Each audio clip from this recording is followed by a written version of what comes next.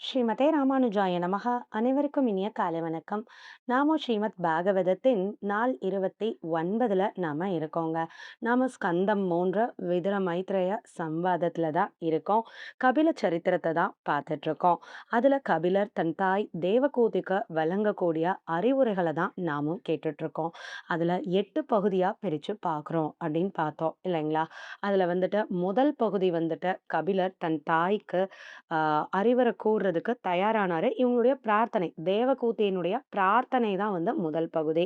2ஆம் பகுதி வந்து பிரகிருதி அண்ட் புருஷன். அதாவது பகவானுடைய திருமேனியிலிருந்து இந்த பிரகிருதி, இந்த பிரபஞ்சம் முழுக்க எவ்வாறு படைக்கப்பட்டது அப்படின்றத எக்ஸ்பிளைன் பண்ணது தான் வந்து 2வது டாபிக்கா இருந்தது.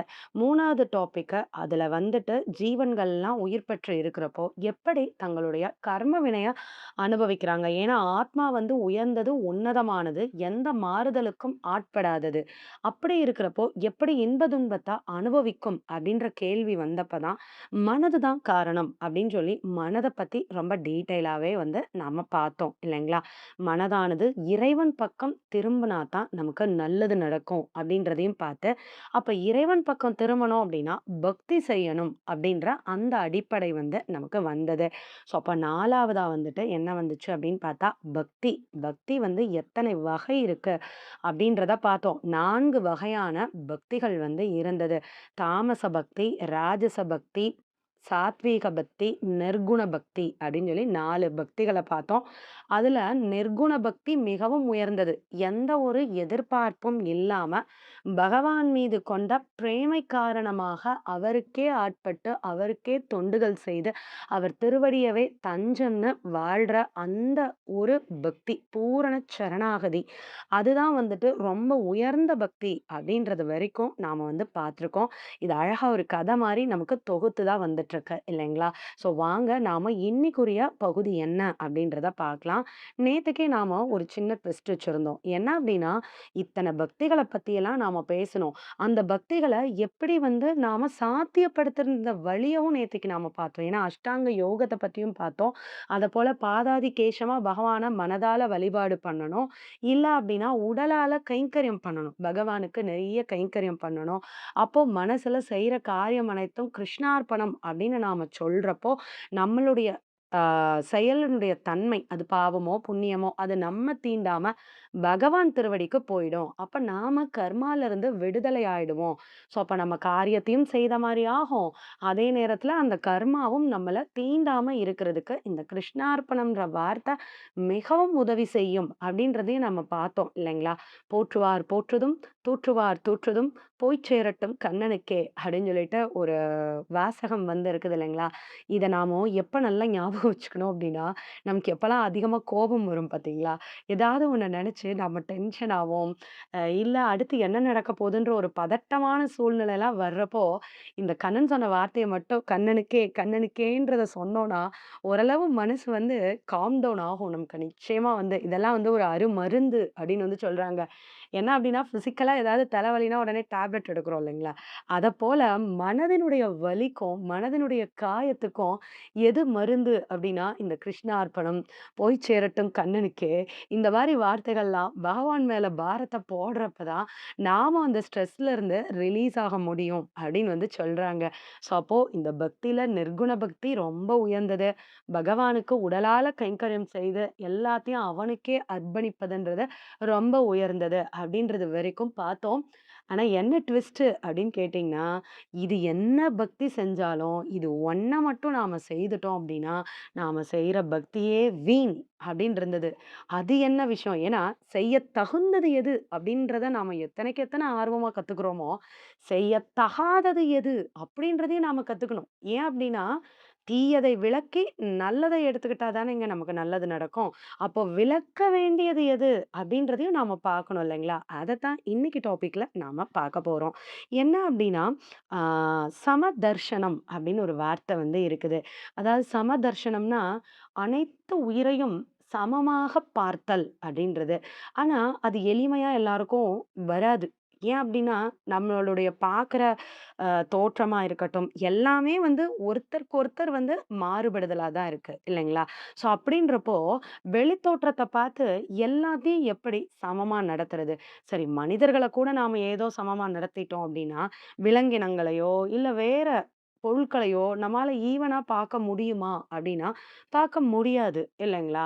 ஆனா பகவான் என்ன சொல்றாரு அப்டின்னா, எல்லாத்தையும் ஈவனா தான் பார்க்கணுன்றாரு. ஏன் அப்டின்னா, அந்த ஒவ்வொரு பொருளுக்குள்ளயும் அந்தராத்மாவா நான் தான் உறைந்து கொண்டிருக்கிறேன் அப்படின்னு வந்து சொல்றாரு. இந்த பிரபஞ்சம் முழுக்க படைத்தார் அவரு. பார்த்தோம். 14 லோகத்தையும் படைச்சாரு. இந்த அண்டத்தையே படைச்சாரு. அண்டத்துக்குள்ள உட்புகுந்து ஒவ்வொன்னுக்கும் அவர் தான் உயிர் சக்தியா இருக்காரு அப்படின்றதையும் நாம பார்த்தோம் இல்லைங்களா? கர்ப்போதாயிஷ் விஷ்ணு அப்படின்ற அந்த திருநாமத்தோட தான் அவர் வந்து உள்ள வந்தாரு அப்படின்றதையும் நாம வந்து பார்த்தோம் இல்லைங்களா? ஸோ அப்போ உள்ள இருக்கிற ஒவ்வொரு ஜீவனுக்குள்ளயும், ஒவ்வொரு அசையும் அசையாத பொருளுக்குள்ளயும் அந்தராத்மாவா பகவான் தான் இருக்காரு. அப்போ நீ உன்ன தாண்டி வெளியில மற்ற பொருளெல்லாம் பார்க்கிறப்போ, நான் அதுக்குள்ள இருக்கிறத நீ பார்த்த அப்படின்னா, உன்னால இந்த சமதர்ஷனத்த கொண்டு வர முடியும் அப்படின்னு வந்து சொல்றாரு. ஸோ இப்படி சமதர்ஷனமா பார்க்கிறத எதற்காக பகவான் வலியுறுத்துறாரு? நம்ம என்ன சொன்னோம்? ஏதோ ஒண்ண விளக்கணும்னு சொன்னோம். ஆனா இங்க சமதர்ஷனமா பார்க்கணும்ல இருக்கு அப்படின்னு இருக்கோம் இல்லைங்களா? அதுல தாங்க இருக்கு. என்ன அப்படின்னா, நாமோ நம்ம சுத்தி உள்ளவங்கள சமமாக பார்க்காம, தாழ்வாக நடத்தினால், நாம மேல சொன்ன பக்தியில எத செஞ்சாலும் ஒண்ணு கூட பிரயோஜனப்படாது. அப்படின்றத இந்த கபிலர் வந்து இந்த இடத்துல வந்து விளக்கி கூறுறாரு. என்ன அப்படின்னா, இறைவன் எங்க இருக்காருன்னு மனிதர்கள் தேடி தேடி ஓடுறாங்க. பெரிய பெரிய ஆலயங்களிலும், பெரிய பெரிய விக்கிரகத்திலயும் ஏதோ ஹோமமோ, யாகமோ, பூஜையோ செய்து இறைவன வந்து தேடுறாங்க. ஸோ இறைவனுக்கு சமர்ப்பிக்கணுன்றத விருப்பப்படுறாங்க. ஆனா, அங்க மட்டும் நான் இல்லை. கோவில்கள்ல மட்டும் தான் நான் உறைந்துட்டு இருக்கிறேனா? உங்க வீட்ல இருக்கிற படத்துல மட்டும் தான் நான் இருக்கேனா? கிடையாது. நான் அனைத்து உயிருக்குள்ளும் இருக்கேன். அதனால நீ உன்ன சுத்தி இருக்கிறவங்கள அவமானப்படுத்தினாலோ, தாழ்வாக கருத்தினாலோ, இல்ல அவங்களுக்கு தீங்கு செய்தாலோ, இது அனைத்துமே நீ எனக்கு செய்றதா தான் ஆகும். அப்படின்னு பகவான் வந்து இங்க சொல்றாரு.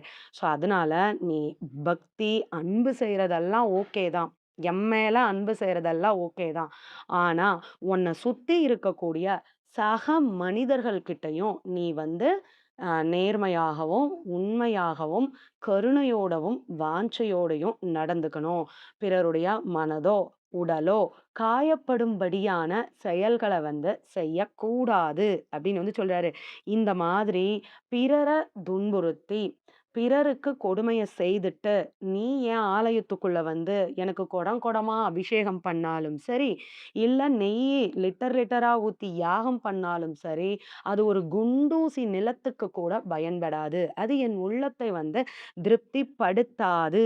அது வந்து உனக்கு நரகத்தையே தான் விளைவிக்கும் அப்படின்னு வந்து சொல்றாரு பகவான் வந்து. ஸோ அப்போ நீ வந்து எப்படி நடந்துக்கணும் அப்படின்னா, உனக்கு இணையா இருக்கிற ஜனங்கள் இருப்பாங்க இல்லையா? அவங்க கிட்டலாம் ரொம்ப அன்போட நட்பு பாராட்டணும்.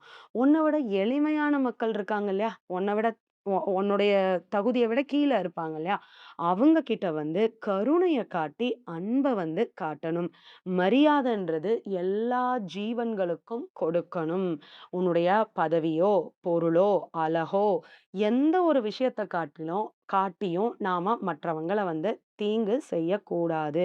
பிறர் தீங்கு செய்துவிட்டு ஆலயத்துக்குள்ள போய் பூஜை பண்றதோ, பெருமான வந்து நேசிக்கிறதுக்காக எல்லாம் முயற்சி செய்றதோ, அது எல்லாமே வந்து பக்தி வந்து வெறுமனக்கு அணைஞ்சு போன ஒரு யாக குண்டத்துல, ஒரு புகை வந்துட்டு இருக்கக்கூடிய யாக குண்டத்துல போயி நெய்ய ஊற்றுவதற்கு சமமாகும் அப்படின்னு கபிலர் சொல்றாரு. என்ன அப்படின்னா, அக்னி நல்லா ஜுவால விட்டு எரியிறப்போ நெய்ய அதுல நாம ஊத்தினா தான், அது வந்து அந்த பர்ட்டிகுலர் தேவதைக்கு போய் சேரும் இல்லையா?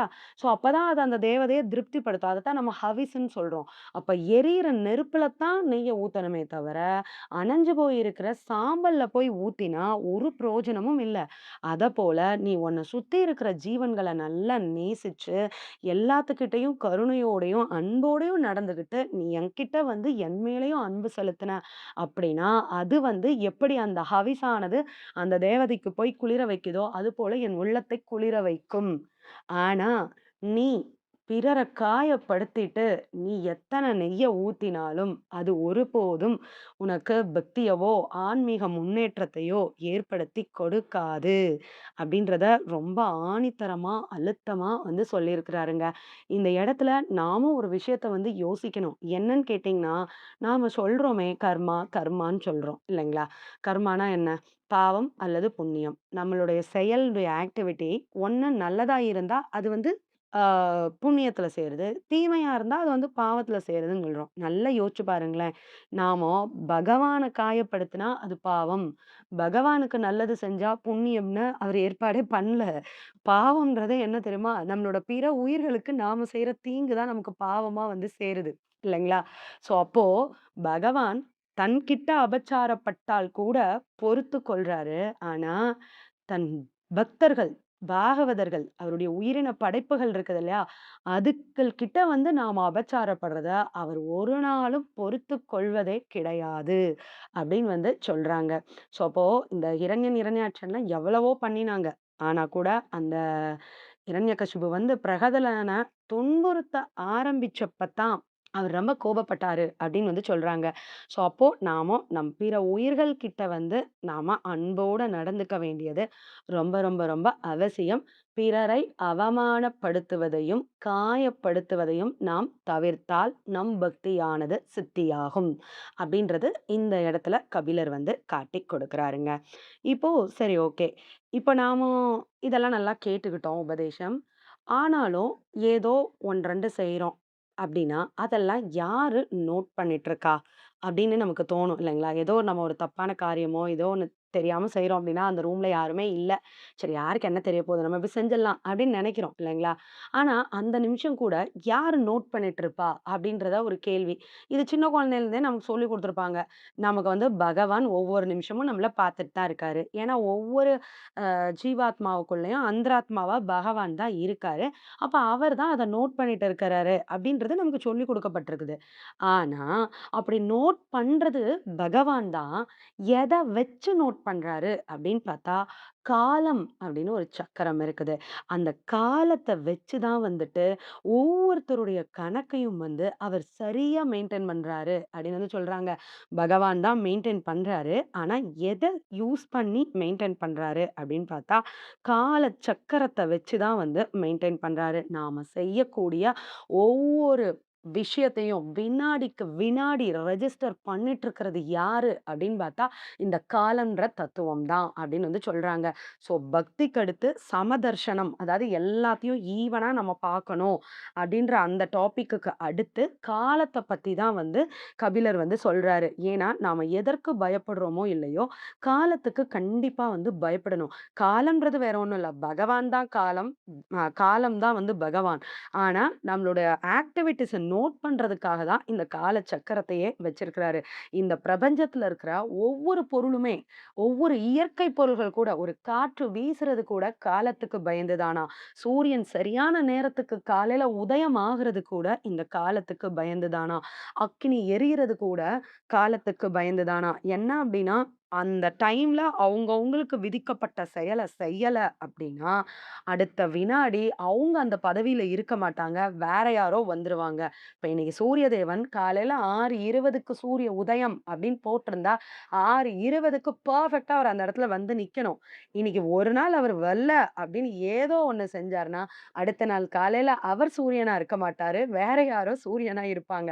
பதவியே பறிபோயிடும் நிலை வந்து வந்துடுமாம். ஸோ அந்த அளவுக்கு காலம் வந்து ரொம்பவே வந்து முக்கியம் அப்படின்னு சொல்றாங்க.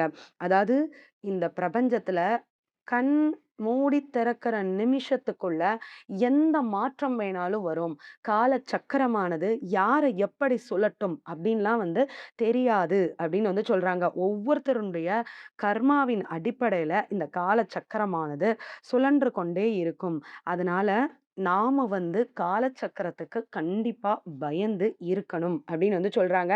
அதோட இன்னொன்னு என்ன அப்படின்னா, நம்மளுடைய பிறப்பு, இறப்பு இந்த 2த்துக்கும் நடுவுல நம்ம வாழ்ற வாழ்க்கைன்றது ரொம்ப ஷார்ட்டான பீரியட் இல்லைங்களா? இந்த காலம்ன்றது இப்ப இன்னைக்கு நைட்டு நாம கண்ண மூடி தூங்குறோம்னா, நாளைக்கு கண்ண திறப்போமா? அப்படின்றதுக்கு கூட உத்தரவாதம் கிடையாது. அப்போ இருக்கிற இந்த நொடி பொழுத நாம எத்தன பயனுள்ளதா செலவழிக்கிறோம் அப்படின்றது ரொம்பவே முக்கியம். அதனால இந்த மனிதனா பிறக்கிறதே ஒரு பெரிய அரிய வாய்ப்பு.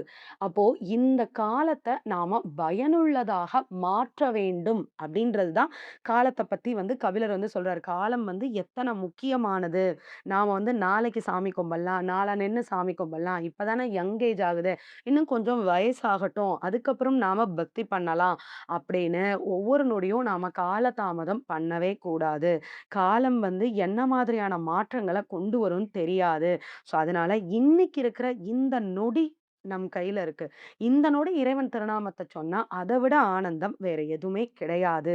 அப்படின்னு சொல்றாங்க. அதனால இந்த நிமிஷமே கிடைக்கிற ஒவ்வொரு நிமிஷமும் பகவான் திருவடியில நாம சரணாகதி அடைஞ்சா, இந்த காலமானது நம்ம ரொம்ப நல்லாவே பார்த்துக்கிடும் அப்படின்னு சொல்றாங்க. ஸோ அப்போ நாம கிடைச்ச இந்த வாழ்க்கைய, இந்த காலத்த தவற விடாம ஏன்னா இன்னும் அடுத்த பிறவின் இன்னும் எத்தன நாள் காத்திருக்கிறது இல்லையா? ஸோ அதனால இந்த காலத்த சரியா பயன்படுத்தி பகவான வழிபாடு செய்து பூர்ண சரணாகதி அடைந்து மோட்சத்திற்கு செல்ல வேண்டும் அப்படின்னு கபிலருடைய அறிவுரை இருக்குது. இப்ப இன்னைக்கு காலம் வரைக்கும் பார்த்துருக்கோம். இன்னும் நாளைக்கு ஒரு பெரிய பயங்கரமான டாபிக் இருக்குதுங்க. நாளைக்கு எல்லாரும் நடுநடுங்கி போற மாதிரி ஒரு டாபிக். அது என்னன்றத பொறுத்திருந்து பார்ப்போம். பகவான் திருவடிகளுக்கே பல்லாண்டு கூறி அமைகிறேன். ஸ்ரீமதே ராமானுஜாய நமக. நன்றி.